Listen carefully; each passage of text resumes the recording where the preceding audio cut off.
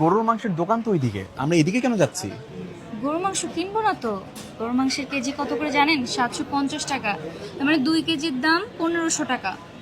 আমরা যদি 500 টাকার মুরগিও কিনি তাহলে পুরো মাস ভালোভাবে চলতে পারবো। আর এই যে ব্যাংক কিনেছি কি জন্য? আমাদের টাকা সঞ্চয় করতে হবে না? তাই বলে কি গরু আর মুরগি এক হয়ে গেল?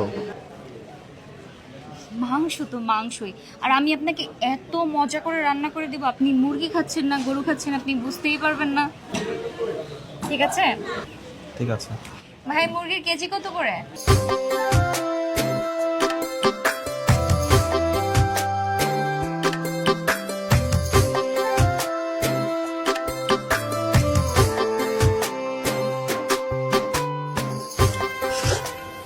আজ আমাদের বাজারে মোট খরচ হয়েছে 2000 টাকা। আশা করি এই বাজার দিয়ে এক সপ্তাহ চলে যাবে।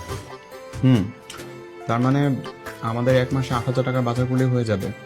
হ্যাঁ, বাজার খরচ তাহলে 8,000 টাকা আর বাসা ভাড়া 12,000। তাহলে আমাদের আরো 6,000 টাকা হাতে এক্সট্রা থাকে। এই 6,000 টাকা দিয়ে 3,000 টাকা আমরা গ্রামে পাঠাবো আর 3,000 টাকা হাত খরচ করব। ঠিক আছে? হুম, একদম পারফেক্ট। এভাবে চললে তো আমাদের আর কোনো সমস্যাই থাকবে না। আমি আছি না, আমার উপর একটু ভরসা রাখেন, সব ঠিকঠাক চালিয়ে নেব। আমি তোমার উপর অনেক ভরসা করি, তুমি সত্যি অনেক লক্ষ্মী একটা মেয়ে। হয়েছে, এখন চুপচাপ মন দিয়ে খান, খাওয়ার সময় কথা বলতে নেই। খাবার কেমন হয়েছে? অনেক মজা।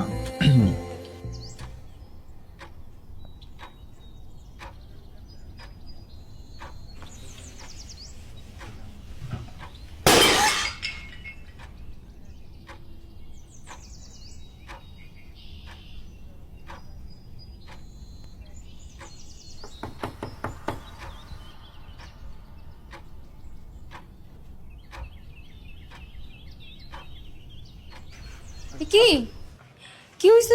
কি হয়েছে আপনার? এটা কি আপনার হাতে? পায়ে লাগছে কিভাবে? আস্তে।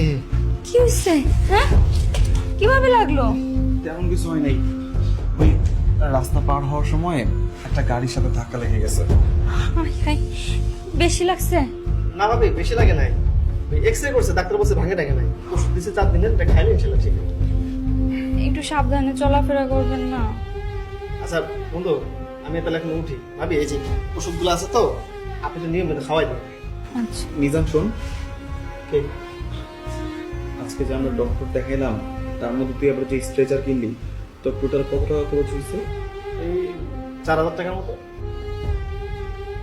তুই এখন টাকা চিন্তা করছিস? আমি সুস্থ হওয়া তো বন্ধু না।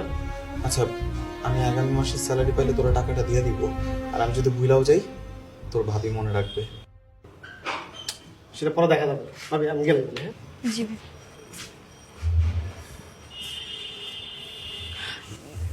বেশি কষ্ট হচ্ছে আপনার? ব্যথা লাগতেছে? যতটা না কষ্ট হইতেছে তার থেকে বেশি টেনশন হইতেছে। এই যে আজকে এতগুলা টাকা খরচ হয়ে গেল, এটা নিয়ে টেনশন করতেছেন না? হ্যাঁ, কারণ এই খরচটা তো আমাদের হিসাবের বাইরের হইলো। আচ্ছা, এত চিন্তা করে কি হবে বলেন? এই মাসটা না না, পরপর 2 মাস ধরেন আমরা মুরগি খাবো না, মাছ খাওয়াও কমাই দিব, সবজি খাবো। চিন্তা করেন না, সমস্যা থাকলে সমাধান তো হবে। আমি না সত্যি অনেক ভাগ্যবান জানো, তোমার মতো একটা বউ আমি পাইছি। কত সহজে তুমি সবকিছু ম্যানেজ করে ফেলো।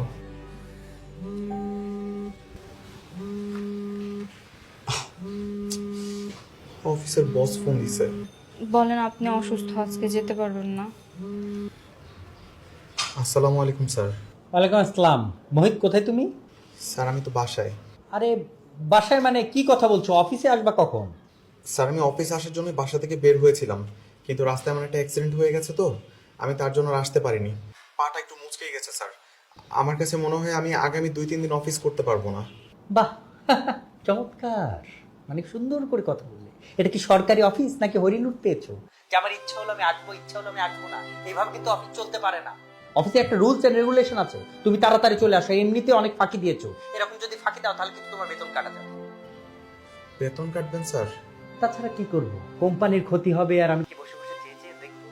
স্যার আমার কষ্ট হলো, আমি আগামীকালকে থেকে ঠিকঠাক মতো অফিসে আসবো স্যার। আর তাছাড়া শোনো, এমনিতেই কিন্তু তুমি বেশ কয়েকবার ফাঁকি দিয়েছো। তোমার বেতন থেকে 2,000 টাকা কাটা যাবে। আর একবার যদি ফাঁকি দাও না, তাহলে কিন্তু পুরো বেতনটাই পাবা না, তোমার চাকরি নিয়ে টান করা হবে। ঠিক আছে স্যার, আসসালামু আলাইকুম। ওনারা আপনাকে বকলেন তাই না? এই মাসের বেতন থেকে 2,000 টাকা কেটে রাখবে। তাহলে এখন উপায়? উপায় তো একটাই, একটু কষ্ট করে হলেও আমাকে অফিসে যাইতে হবে, এছাড়া আর কি করব? আচ্ছা আচ্ছা, ঠিক আছে, কোনো সমস্যা নেই। কষ্ট করব, আমরা দুজন ম্যানেজ করে নিব। আপনি রেস্ট নেন, হ্যাঁ, কোনো চিন্তা করেন না। আমি ময়লাটা পরিষ্কার করি।